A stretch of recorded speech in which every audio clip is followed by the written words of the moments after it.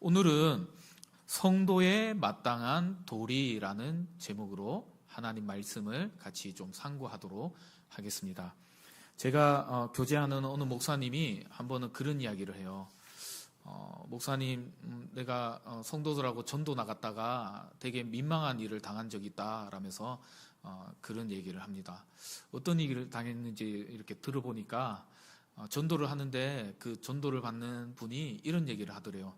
아무개 씨 아직도 그 교회 나갑니까? 그러더래요. 근데 그 아무개 씨가 교회 중직자였대요. 그래서 열심히 잘 나오신다고 어떻게 아시냐고 그러니까 그분이 대뜸 하는 말이 그분이 그 교회 나가는 동안 나는 그 교회 안 갈 거니까 나한테 전도하지 말라고 이제 뭐 그런 식으로 이제 얘기한다는 거죠. 참 이 얘기를 듣는데 참 마음에 한편으로 어떤 생각이 들었냐면 나는 혹시 마을에서 어르신들에게 잘 인사하고 다니는지, 그리고 이제 평일에는 주일에는 차가 이렇게 올라오고 마주치는 차들이 거의 없는데 평일에는 뭐 우리 마을에 사는 사람도 아니고 공장에 물건을 이렇게 납품하는 차들이 많이 다니거든요. 그럴 때도 그렇고 이제 처음에 우리 교회 왔을 때 제가 예전에도 설교 때 나눴지만 그런 차들이 양보를 안 해주더라고요. 막 계속 밀어붙여요. 그러면 이제 저도 젊고 혈기가 있다 보니까 처음에는 집에 차 타고 이렇게 출퇴근했으니까 저도 그냥 서 있기도 하고 그랬었어요. 근데 가만히 생각해 보니까 내가 목사인데 내가 이렇게 목사인데 혹여나 내가 이렇게 교회로 올라가는 걸 저 사람들이 보면은 무슨 얘기를 할까 이런 생각도 드는 거예요. 그래서 이제 제가 먼저 많이 들어왔는데도 불구하고 깜빡이를 켜고 이렇게 뒤로 물러나기도 하고, 특히 요즘 같은 경우는 삼면에 다 등원교회라는 이름이 붙어 있기 때문에 더더욱 더 조심해서 그렇게 양보하긴 하는데 그런 생각을 했어요. 나는 양보를 잘 하는지, 혹여나 내가 교회 담장 밖으로 나의 목소리가 혹시나 이 마을에 사는 사람들에게 혹시나 이제 좀 안 좋게 들려지지 않을지 조심스러운 마음으로 내가 살아야겠구나 이런 생각들을 하게 되었던 것 같습니다. 여러분, 하나님은요 우리를 먼저 불러주시고 우리를 교회 공동체 안에서 먼저 살아가게 하시고 하나님은 우리를 구원시켜 주신 이유가 우리가 특별해서일까요? 아니면 다른 이유가 있어서일까요?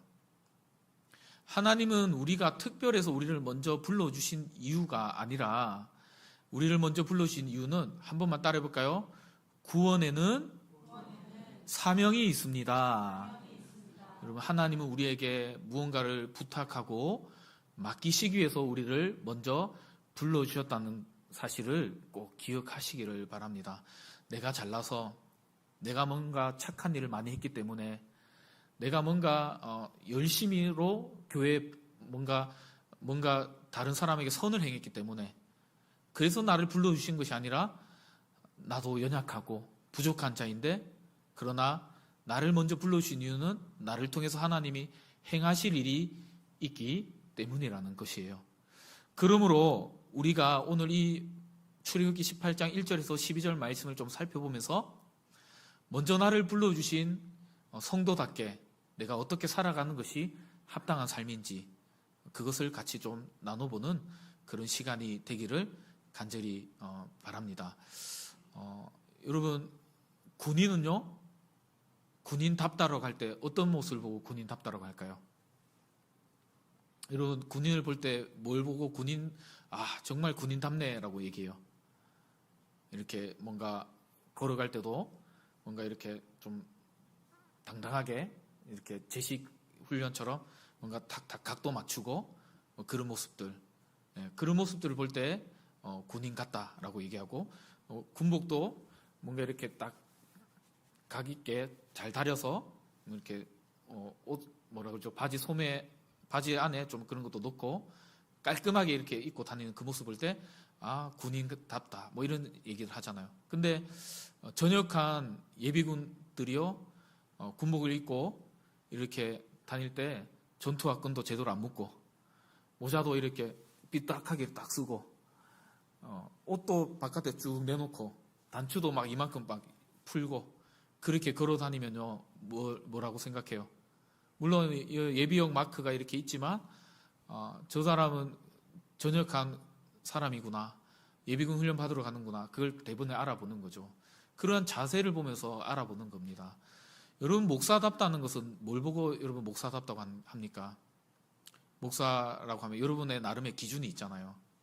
여러분이 등원교회 담임 목사를 볼 때 어떻게 무엇이 여러분의 기준이세요?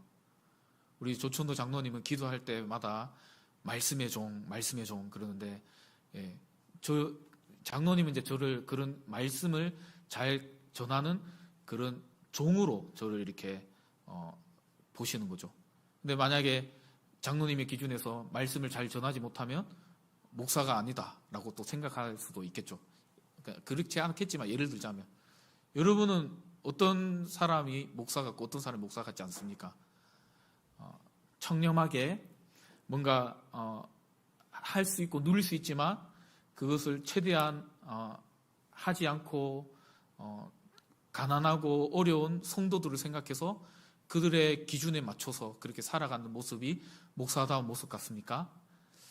또 어떤 모습이 목사 같은 것 같아요? 여러분들만의 그 기준이 있잖아요. 근데 그 기준이 벗어나면은 뭐라 그래요? 저게 저러고도 목사가? 물론 겉으로는 얘기하지 않겠지만 속으로 그런 생각들을 할 수도 있겠죠. 그러면 성도답다고 할 때는요, 무엇이 성도답다는 기준이 될까요? 오늘 이 출애굽기 18장에는 한 가지의 기준을 이야기하고 있어요. 그것이 뭐냐 하면, 한 가지의 기준이지만 세 가지로 나눠서 함께 좀 살펴보면요, 한번 따라해볼까요? 하나님의 행하신 일을 증거하는 사람이 참된 성도다운 사람입니다. 오늘 이제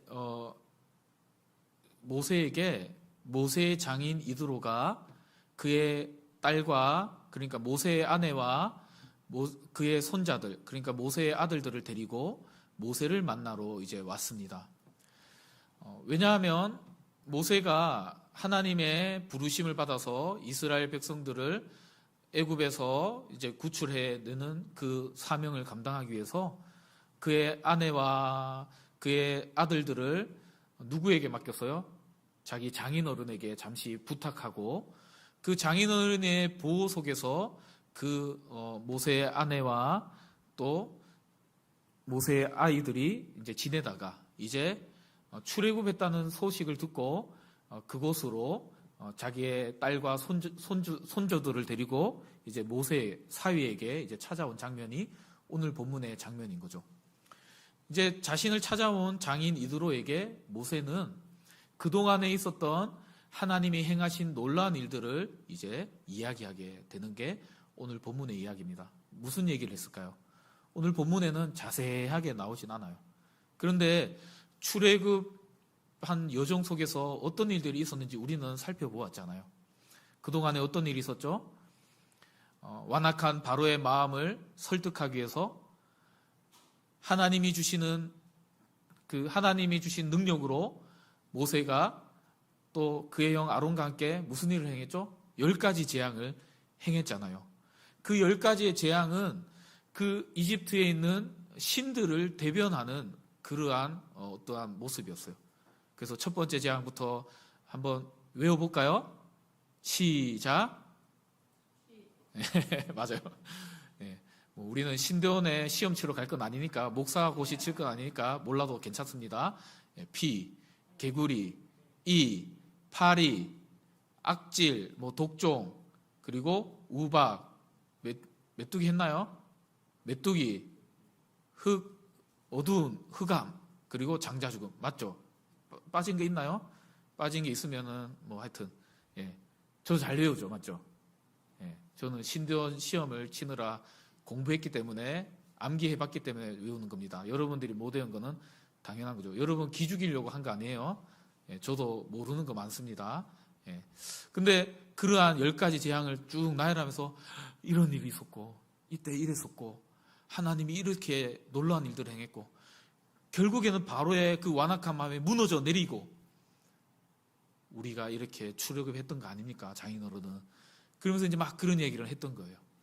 그리고 또 무슨 놀라운 일이 있었죠? 막 나왔는데 바로의 마음이 변심해가지고 전차를 끌고 죽이고자 막 뒤에서 쫓아왔어요. 어떤 일이 일어났습니까? 우리 이제 죽겠구나 싶었는데 어떤 일이 일어났어요? 홍해바다가 갈라졌어요. 홍해바다가 갈라졌는데 여러분 질퍽질퍽한 뻘이었어요? 마른 땅이었어요? 마른 땅으로 밤새도록 동풍이 불어가지고 그 바다가 다 말라버릴 정도로 동풍을 부셔서 마른 땅을 만드시고 그 누구도 진흙에 옷이나 발이 버리지 않고 마른 땅을 밟으며 건너도록 해주신 하나님의 그 기적을 모세가요 고백했던 거예요. 그리고 또 어떤 일이 있었습니까? 밤에는 무엇으로? 구름 기둥으로. 낮에는 무엇으로? 밤에는 불 기둥으로. 낮에는 구름 기둥으로. 여러분 잘 듣고 있나? 제가 테스트한 거예요. 그렇게 또 인도해 주신 것도 얘기해 주고 또 배가 고파서 막 부르짖었더니 뭘 주셨다고요? 만나와 메추라기도 주셨다고. 목이 말라서 하나님께 불평했는데 하나님이 뭐라 하지 않으시고 하나님이 긍휼히 여기시고 뭘 주셨다고요? 물도 주시고 또 쓴물을 단물로 바꿔주시고 그런 놀라운 기적들을요 이제 그의 장인 이도로에게 고백을 했던 거예요. 그 이야기를 들은 이도로가요 무슨 생각을 했을까요? 하나님이 진짜구나. 네가 믿는 그 하나님, 이 이스라엘 백성들을 애굽에서 구출해준 그 하나님이 정말 참 신이시구나라는 믿음의 고백을 하게 되었다는 것이죠. 여러분 믿음의 성도는요 참된 성도다운 삶을 살아간다는 것은 어떤 거냐 하면 날마다 우리 속에 모세와 같이 행하시는 하나님의 큰 이적들을 날마다 주변 사람들에게 증거하는 삶을 살아가는 자가 참된 성도다운 삶임을 여러분 꼭 기억할 수 있기를 바랍니다. 여러분 하나님께서 행하시는 일들은요 아끼지 마시고 했던 얘기 또 한다 하더라도 날마다 그것을요 고백하면서 그 하나님을 증거하시는 저와 여러분 되시기를 주님의 이름으로 간절히 축원드립니다. 제가 우리 김승근 권사님 이야기를 날마다 하는 게 간증의 내용이 없어서 그런 게 아니라요. 그 이야기를 우리는 너무나도 연약하다 보니까 감사해야 될 일들을 자꾸만 잊어버리는 게 우리의 모습이에요. 우리의 본능은 그래요. 그러면 어떻게 해야 되냐 하면요. 날마다 하나님이 행하신 일들을 날마다 믿음으로 고백할 때 그것이 우리의 참된 성도다운 모습임을 여러분 잊지 마시고 살아가는 저와 여러분 되시기를 주님의 이름으로 간절히 축원드립니다. 허드슨 테일러라는 중국의 선교사가 있습니다. 이분은 중국에서 선교하다가 73세에 되는 나이로 이제 결국에는 숨을 거두고 중국에서 생을 마쳤는데요. 이가 사역할 때 많은 중국 사람들이 이자가 진정 우리 중국을 사랑하는 사람이구나라는 그 고백을 했어요. 무엇으로 그런 고백을 했을까요? 그가 살아가는 동안에 진정으로 그의 삶을 통해서 역사하시는 하나님을 그가 늘 고백하며 살아갔기 때문이에요. 근데 그분이 살았던 생애를 보면 그렇게 하나님이 행하신 일들을 고백할 만큼의 삶을 살지는 못했던 것 같아요. 인간적으로 보면요. 제가 여기 적어놨잖아요. 중국에 들어간 13년째가 되던 해에 그의 딸이 먼저 죽기 시작하더니 4년이 지나고 5살 된 아들이 죽고요. 같은 해 20일 된 아들이 죽고 그로부터 13일이 지나서 그의 아내가 32살의 나이로 죽었다고 그래요. 보통 이맘때 이렇게만 되면 인간적인 마음이 어떤 마음이 들까요?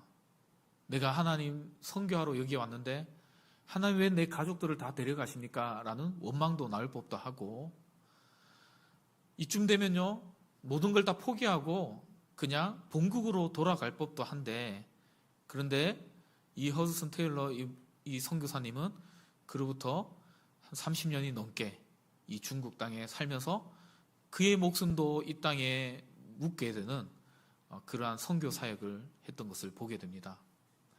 여러분, 성도다운 삶은요, 내 삶에 설령 고난이 찾아오더라도, 내 삶에 설령 어려움이 찾아오더라도, 때로는 주님의 길을 걸어가며 있어서 때로는 아무도 나를 알아주지 않더라도, 때로는 사람들이 나를 멸시하더라도, 그러나 그 속에서 감사하며 하나님의 이름을 끝까지 전하며 살아가는 자가 참된 성도다운 삶임을 믿고서 우리 등원의 모든 성도들이 그러한 삶을 살아가는 저와 여러분 되시기를 주님의 이름으로 간절히 축원드립니다. 여러분, 하나님이 우리에게 베풀어 주신 구원의 그 감격만 우리가 누리더라도, 그 사랑만 전하더라도 우리는 참된 성도다운 삶을 살아갈 수 있음을 믿고서 막상 내가 복음을 전하기가 힘들면요, 제가 칼럼에도 잠깐 적어놨듯이 이번에 16일과 17일에 이 마을에 또 이제 지구촌교회에서 와서 복음도 전도하고 또 이 지역 주민들을 섬기고 어르신들을 섬기는 그 행사들을 하는데, 우리 교회가 하는 것이 아니니까 우리 교회의 일이 아니라 생각하지 마시고, 때로는 내가 내 입술로 복음을 전하지 못하겠다 싶으면요, 그분들을 이곳으로 초대하면 그 지구촌교회 성도님들이 복음을 제시하고 또 전도하는 그 일에 통해서 그분들이 예수님을 만날 수 있는 좋은 기회가 될 거라 또 믿습니다. 그래서 여러분들이 아는 분들 중에 내가 평상시에 복음을 전해야겠다 싶은 사람들이 있다면 꼭 교회로 나오게 하시고, 그 제가 보면 여기에 보면 교회 그 주보에 뒤쪽에 보면은 여기 프로그램이 있어요. 그래서 언제 이 사람들을 교회로 가라 할까 이제 좀 잘 모르실 수 있잖아요. 보면 첫째 날 같은 경우는 점심 먹고 오라 하면 되고, 둘째 날 같은 경우는 10시부터 오라 해서 점심까지 교회에서 같이 먹도록. 그래서 우리 베이자 집사님도 식사는 못 하시더라도 오셔서 머리 한지 얼마 안 됐지만 머리도 하시고 또 링겔도 맞으시고 또 마사지도 하고, 우리 남편 할아버지도 같이 모시고 와서 결혼식 사진 다시 한번 또 찍으시고, 그렇게 하셔도 됩니다. 우리 성도님들도 많이 나오셔서 바자회도 하니까 물건도 많이 사시고 같이 함께 동참하시고, 그렇게 하나님의 복음을 전하는 일에 함께 동참하시는 저와 여러분 되시기를 주님의 이름으로 간절히 축원드립니다. 두 번째로서 성도에 마땅한 도리는요, 한번 따라해볼까요? 하나님의 영광을 찬송하는 삶을 살아갑시다. 두 번째도 비슷한 이야기인데요, 이두로가 모세의 말을 듣고 이제 그가 10절에 보니까 뭘 합니까? 하나님을 찬송하게 되는 거예요. 야, 너희 하나님이 진짜 하나님이구나 고백하면서 하나님을 찬송하고, 하나님이 진짜 크신 하나님이구나, 이방의 어떤 신들보다도 정말 크신 하나님이 너의 하나님이구나 라는 그 하나님을 찬송하는 삶을 살아갔다는 것이죠. 이사야서 43장 21절에 보니까요, 우리 한번 같이 읽어볼까요? 시작. 이 백성은 내가 나를 위하여 지었나니 나를 찬송하게 하려 하심이니라. 아멘.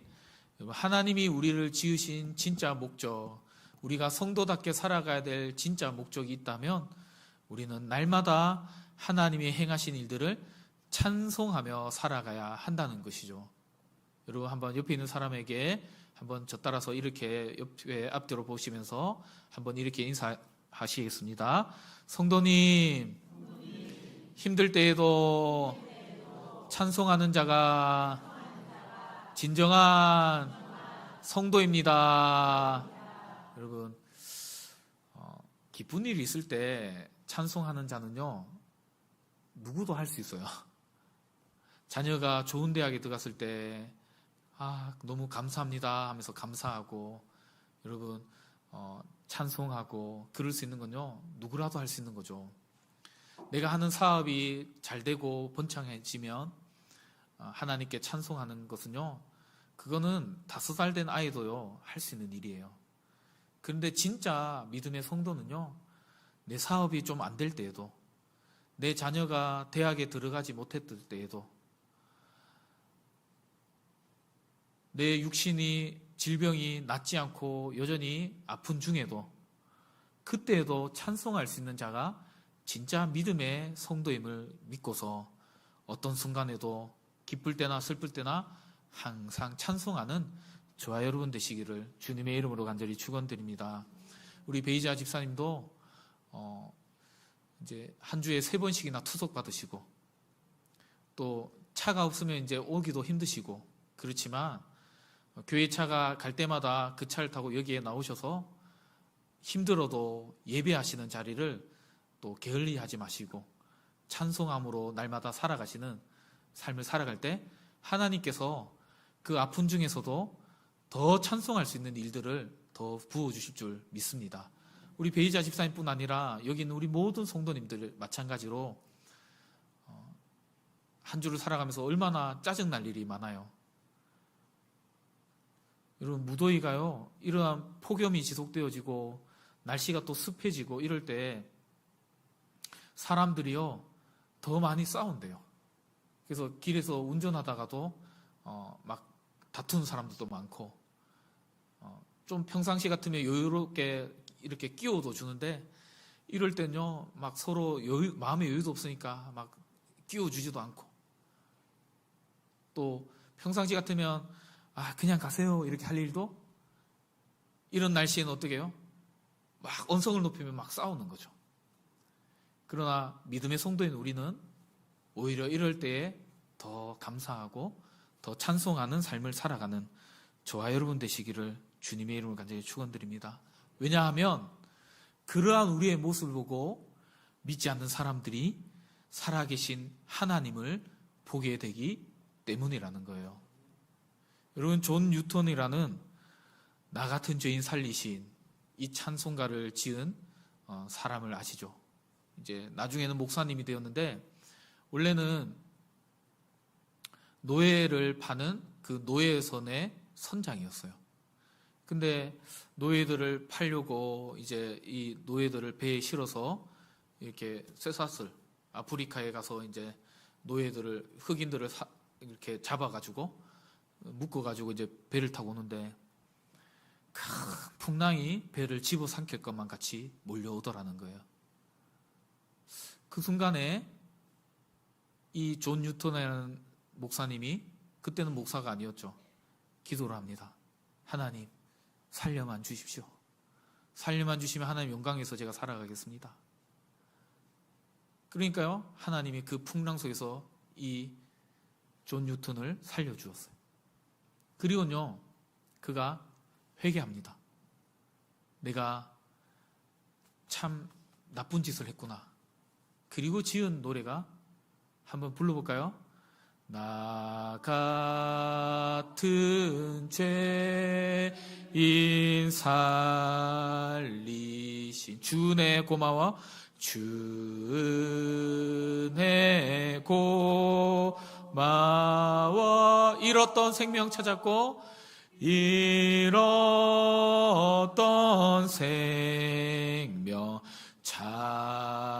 찾았고, 광명을 얻었네, 광명을 얻었네. 아멘. 그리고 나서 지은 찬양이 이 찬양이고, 그 뒤로 이분이 회개하고 목사님이 되어서 이제 목회의 길을 걸어갔다는 그런 유명한 일화가 있습니다. 여러분, 이 찬송가를 통해서요 얼마나 많은 사람들이 주님께로 돌아오게 되는지 몰라요. 여러분, 우리가 하나님 앞에 불러야 될 찬송은 무엇입니까? 여러분의 찬송을 통해서 많은 사람들이 주께로 돌아오게 되는 그 은혜가 여러분에게도 있기를 주님의 이름으로 간절히 축원드립니다. 마지막 3번째는 한번 따라하겠습니다.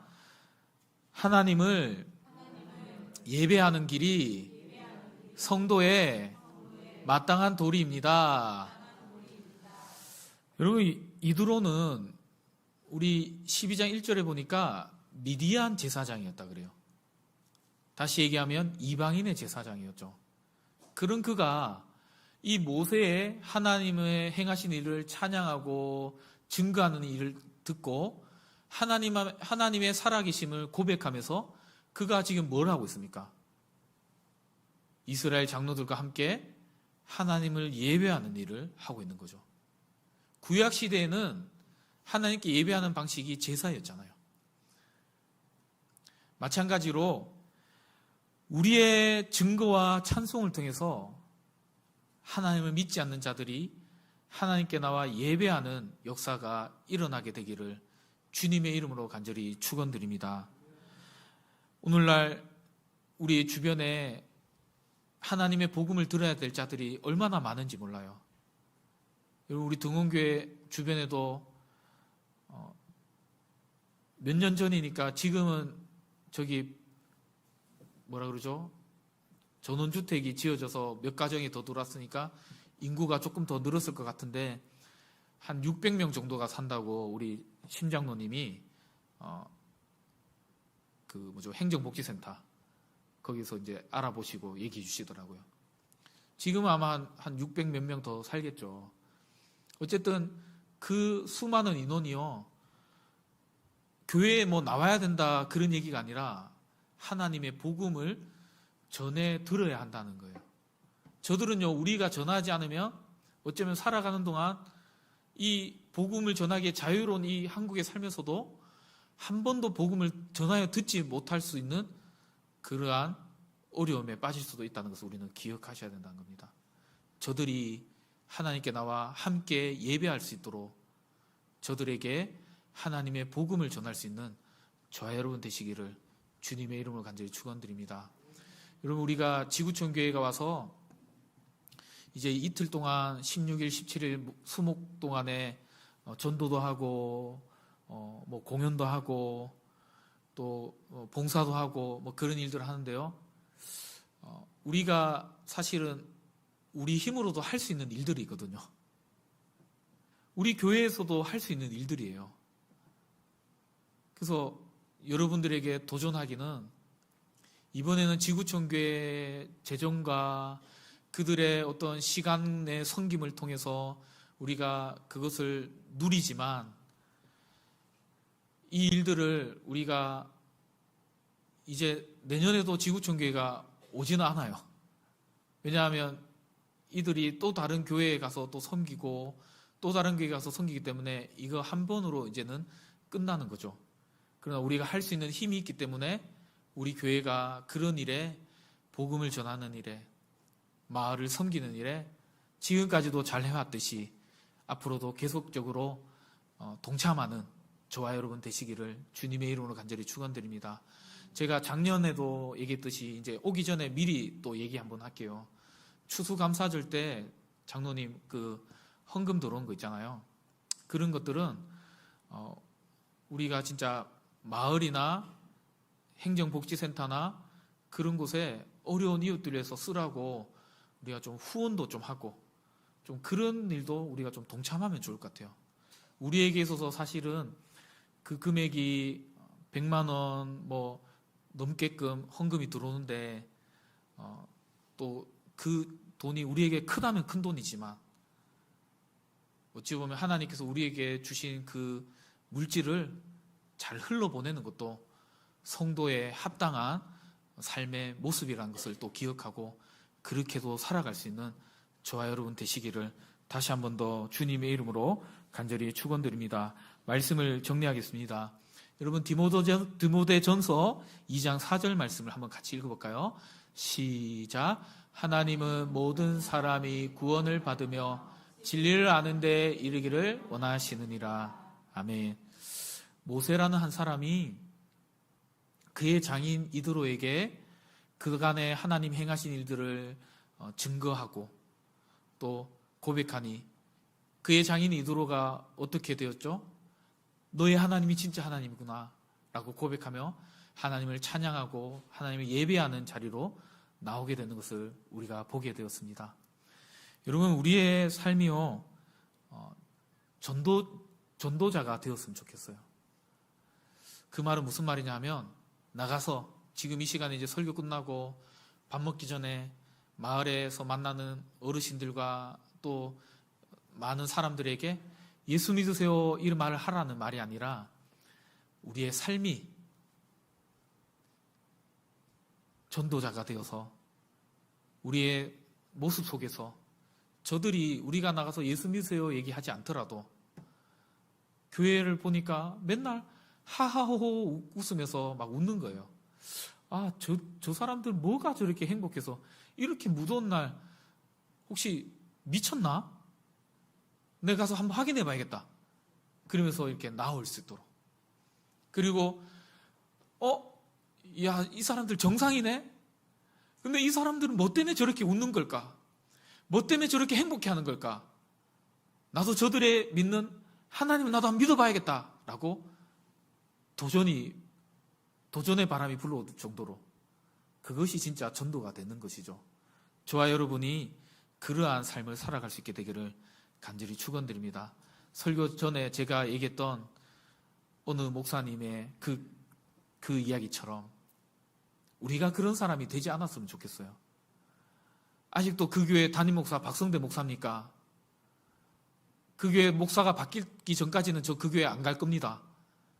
여러분 얼마나 가슴 아픈 이야기예요.